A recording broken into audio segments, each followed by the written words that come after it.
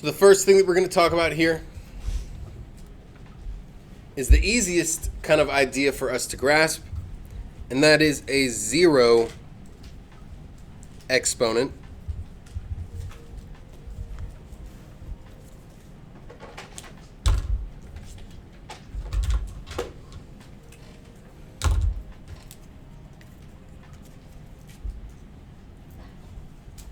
if I have something like 5 to the power of 0, anyone remember what that would be equal to? 1. What if I have x to the power of 0? What's that equal to? 1. Thank you, sir. What about 1,264 to the power of 0? What's that equal to? 1. Anytime we raise any base to the power of 0, our answer is going to be 1. Doesn't matter what it is. Could be a number, small number, like 1/2. Could be a big number, like 1,000,000. Could be an exponent, like x, y, or z. If it's got an exponent of 0, it's equal to what? 1. That's right.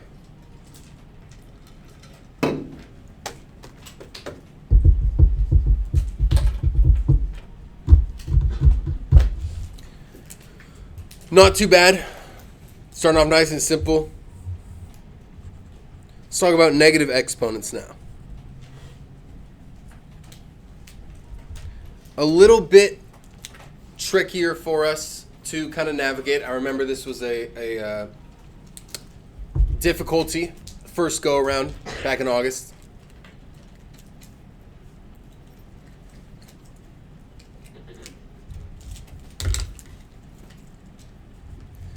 But if we have something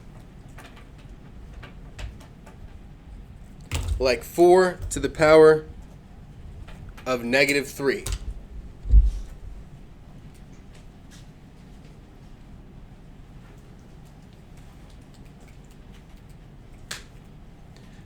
our goal in simplifying this is to make our exponent positive. Now we can't just say, oh, this is equal to 4 to the power of positive 3. There's a specific process that we have to do to get this exponent to be positive. Okay, that process is this. We're going to turn our base into a fraction. So what are we going to put underneath that 4? A 1. Good morning, sir. Anyone remember what we do with this fraction? We flip it. Thank you. We're just starting our notes today, okay? We flip it around. We've got 1 over 4 to the negative third now.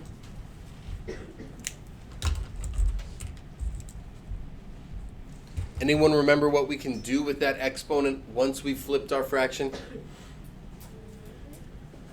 Make it positive. Exactly. 1 over 4 to the third.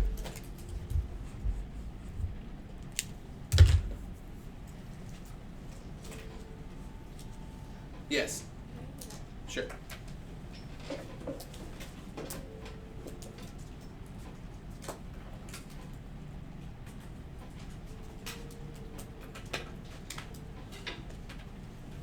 So now that we've, gone through more lessons, obviously the first couple lessons that we go through in a school year are going to be a little bit more difficult, but now that we've kind of gotten used to the flow of things, we've started to recognize patterns with some of these units we've gone through.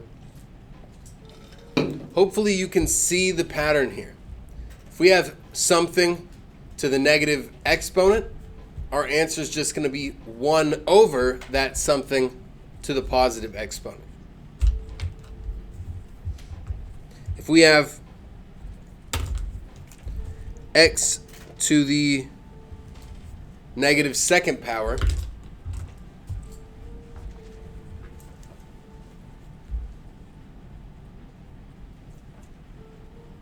what would that be when we simplify it to a positive exponent? What could we turn that into? Anyone want to take a stab at it? Exactly. 1 over x to the positive second power. We just kind of did those steps in our head. We put it under 1, put it over 1, flipped it, made it positive. Put it over 1, flipped it, made it positive.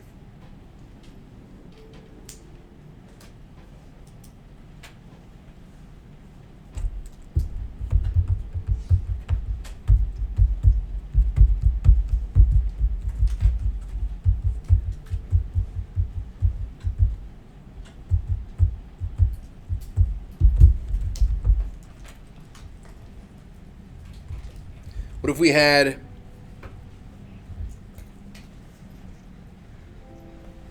(10 to the negative 8th power? We want to simplify that by making our exponent positive. What would that there be equal to? What is that in the front? Someone said it? 1 over 10 to the power of 8. Exactly. 1 over 10 to the 8th. Do you guys see this pattern here that I'm talking about? It's just 1 over that exact same thing with the exponent being positive. All we're doing with negative exponents. I know it sounds tricky, it looks difficult, but hopefully you can, in your head, make the connection from 4 to the negative third, 1 over 4 to the third. X to the negative 2, 1 over x to the 2. 10 to the negative 8th, 1 over 10 to the 8th. If you don't see the pattern, just follow the process. Put it over 1, flip the fraction, and then make that exponent positive. If you see the pattern, even better. You can go a lot quicker.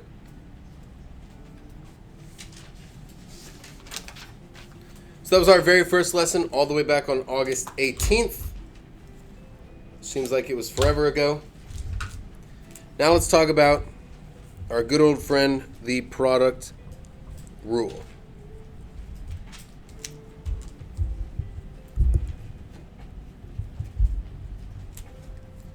Product rule states that when we multiply like bases,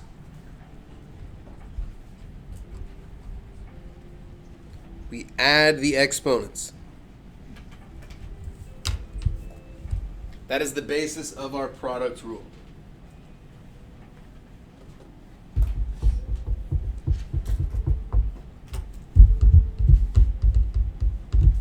Good morning. Hi, come on in. I'm gonna have you sit over here. Okay? And then let me get you what you need.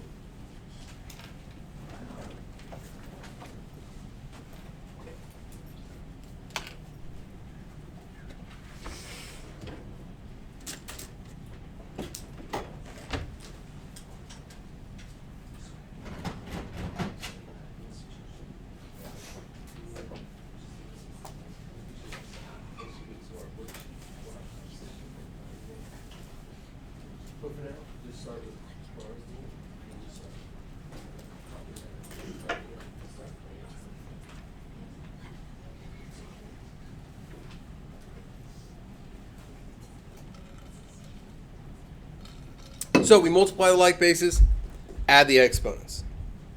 For example, if we've got 5 to the second times 5 to the fourth, good morning.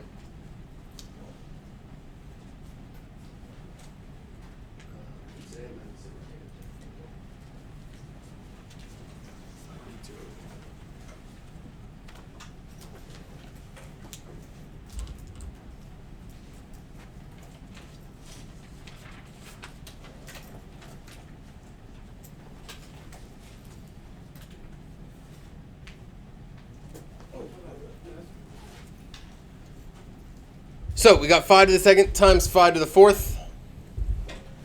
We can see that we're multiplying the like bases because of that little dot in the middle. So we're just going to add the exponents.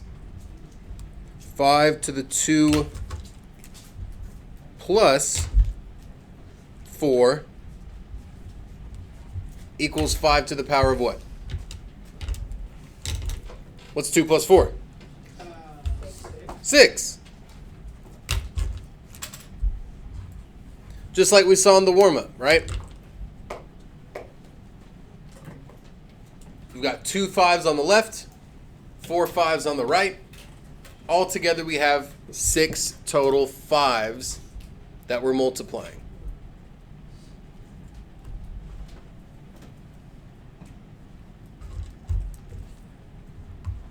If we have something like x to the 3rd times x to the 9th, we keep that base of x the same and add the exponents together. X to the power of 3 plus 9.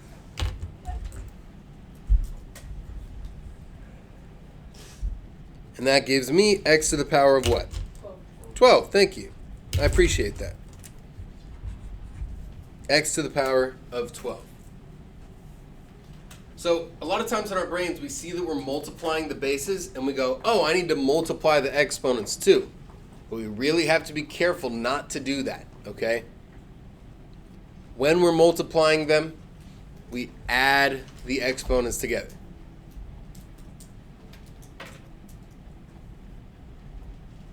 All right? Is there anything else with product rule? Oh, let's do one more example. If we've got y times y to the 3rd times y to the 5th,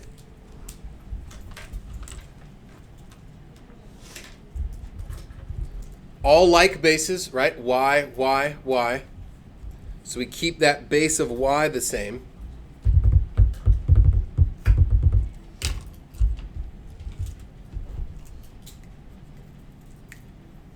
So what are my exponents that I'm going to add together? 7? 1 plus 3 plus 5. 1 plus 3 plus 5. Where'd you get that 1 from? I don't see a 1 anywhere.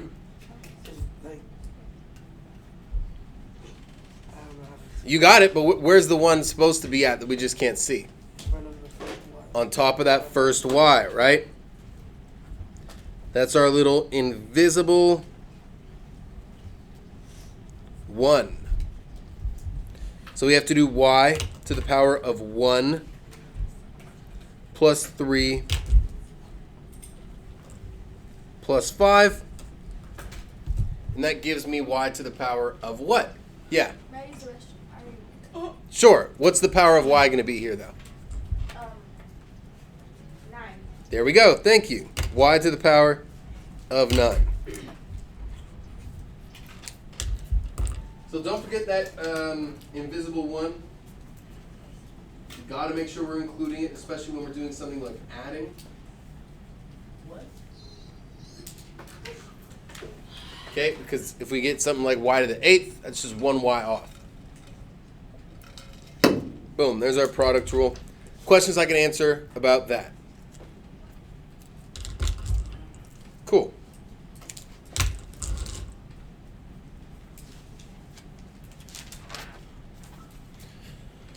Next up is quotient rule, of course.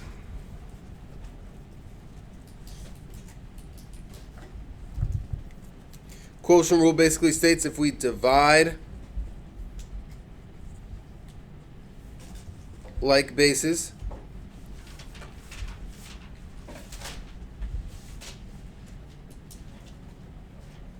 we subtract the exponents.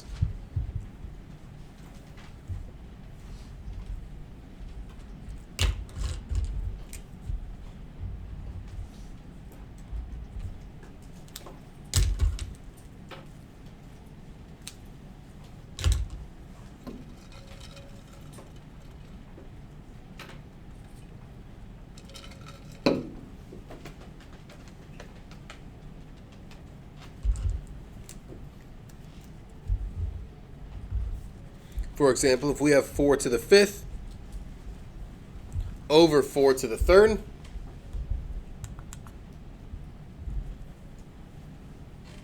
we can clearly tell that we're dividing these bases based on the fraction bar separating my numerator and denominator.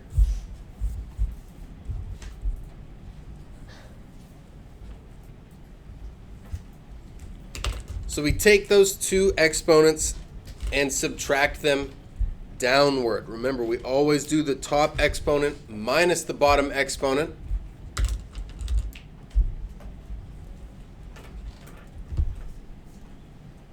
Five minus 3 gives us a new exponent of what? 5 minus 3? 2. Exactly.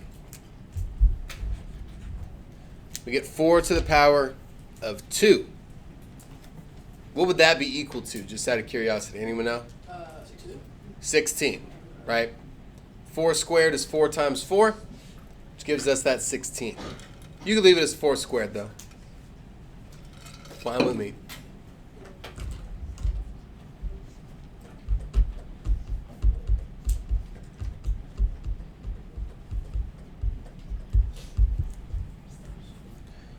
What if we have something like x to the 4th over x to the 9th? Let's see what happens there. Again, we're going to subtract our exponents downward, giving us x to the power of 4 minus 9.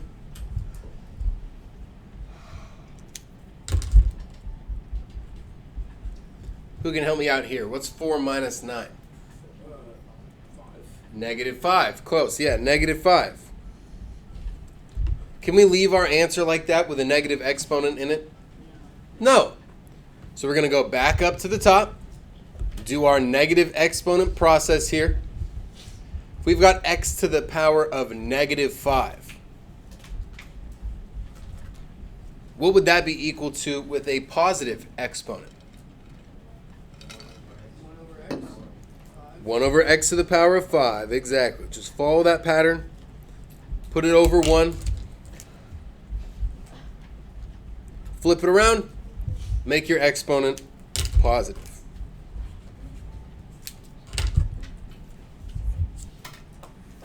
So never, ever, ever leave negative exponents in your answer. Like I said, the final that we're going to take is multiple choice. Okay? On a question like this, one of the options will be x to the negative 5.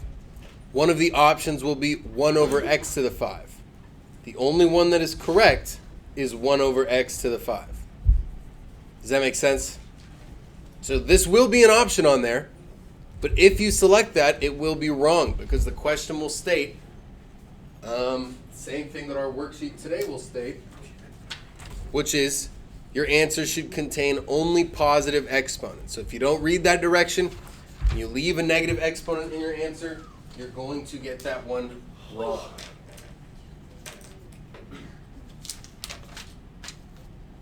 All right, questions on quotient rule? I'm going to leave this up just for a few more moments so we can finish copying down before I flip my page over.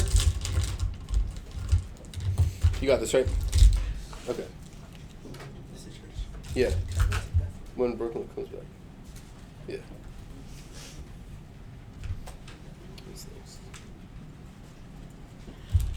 Okay.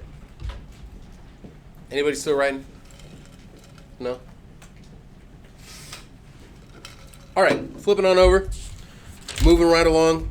I want plenty of time for us to work on our first final worksheet so I can answer questions. Let's go on to our third rule. The power rule.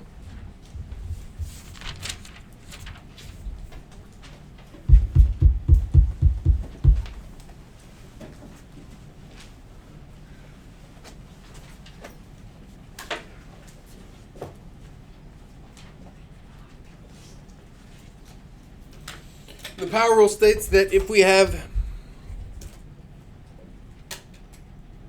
an exponent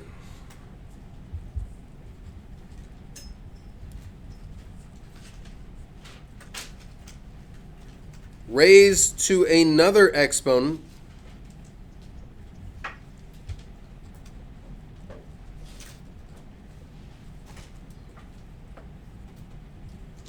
we're going to multiply the exponents together. As always, leaving our base exactly the same as how we found it.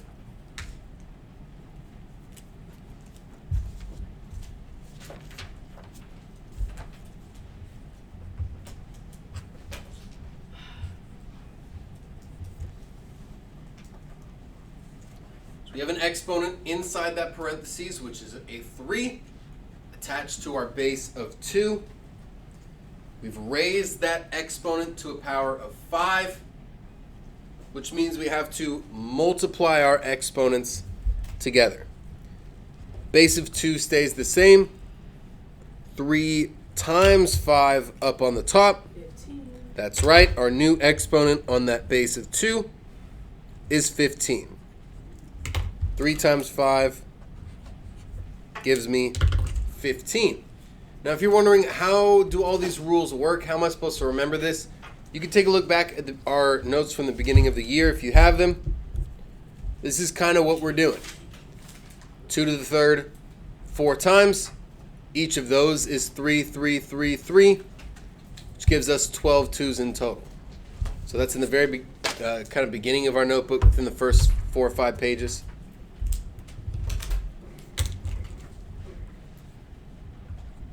If we have something like x to the negative 3, or sorry, x to the negative 4 raised to the power of 2, that's a 4, sorry.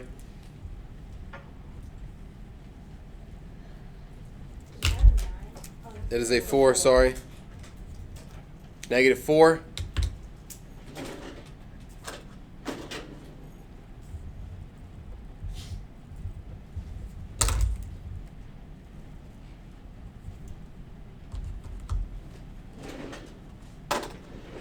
What would my new exponent be here? Negative 12. Very close. 4 times 2? Oh, negative 8. Negative 8. X to the negative 8. Is that my final answer? No. No. What's my final answer going to be? 1 over x to the power of positive 8. Put it over 1. Flip it around. Now my exponent's positive. There's my final answer.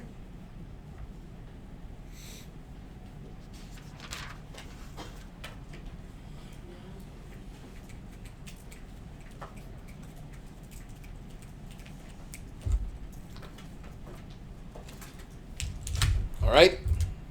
Questions I can answer about that? Cool. Last but not least, our final rule here is the power of a product rule.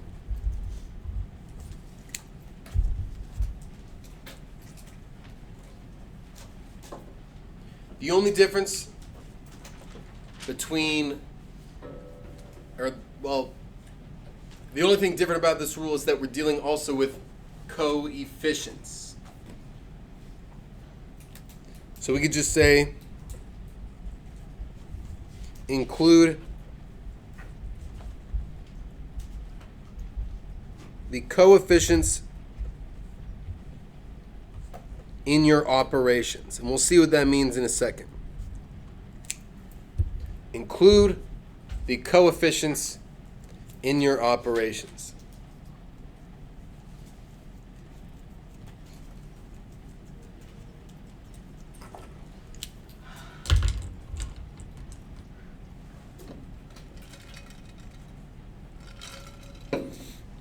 What's crazy is that all of these rules in the textbook are one lesson. We broke this up into like 5 different days, right? We took one rule. Ooh, my voice cracked. One rule each day. But if we went by the book, we would have done these notes all in one day, giving you a worksheet with all the different rules, and had to learn it that way. Just doesn't make sense, which is why I don't like the book. So the power of a product rule looks something like this. If we've got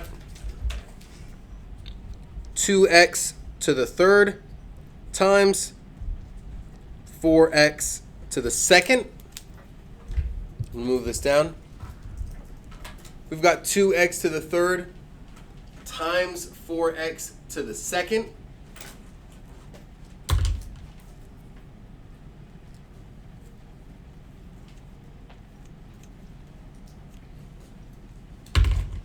Let's think about this for a second. If the 2 and the 4 weren't there, what rule would we have to use here? X to the third times x squared. What rule do we use? Product rule, which says that we're going to do what with those exponents? We're going to add them. Okay? So I'm going to have x to the 3 plus 2 in there.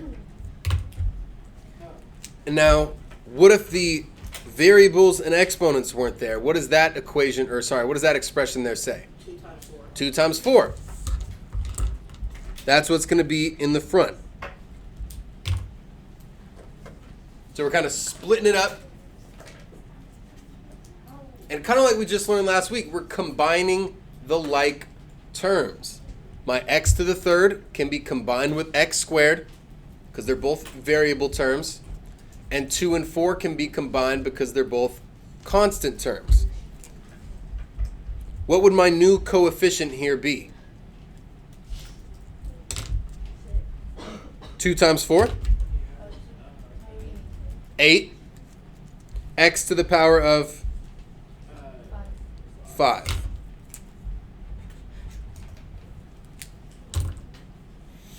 So we took those coefficients, right? Like we said, include the coefficients in your operations. The operation that we're doing here is multiplication. So we're going to multiply our coefficients. 2 times 4 gives me 8. And then we just use the product rule on x to the third times x to the second. Add the third and the second to get the fifth. I know that's a little bit confusing. It's kind of a lot. Let's try a different one. Let's say we've got 3x to the 7th times 5x. 3x to the 7th times 5x. Who can tell me what are my two coefficients here? 3 and 5. So what are we going to do with those out in the front? We're going to put the 3 times 5. Exactly. We're going to do 3 times 5. My base of x stays the same. And what am I going to add together on the top? 7 and 0. 7 and 0? Oh, 1. 7 plus 1. Remember that invisible 1 that we talked about earlier. So right there on my x. It can't be 0, right? Because what would x to the power of 0 be? 1. There wouldn't be any x at all. It would just be a 1. So we've got x to the power of 1. So we add the 7 plus the 1. What's my new coefficient here in front going to be? 8. Oh, no. 15. 15 times x to the power of what? 8. 8. Boom. That's what we got.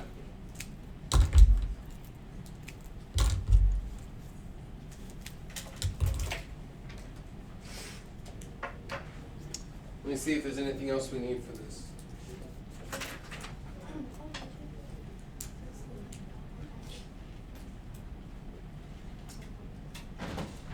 Nope. Looks fine to me. Final questions I can answer here about these rules. I know there will be some questions that come up, so I'd be more than happy to walk around and help you out as you're getting started on F01, final worksheet number 1.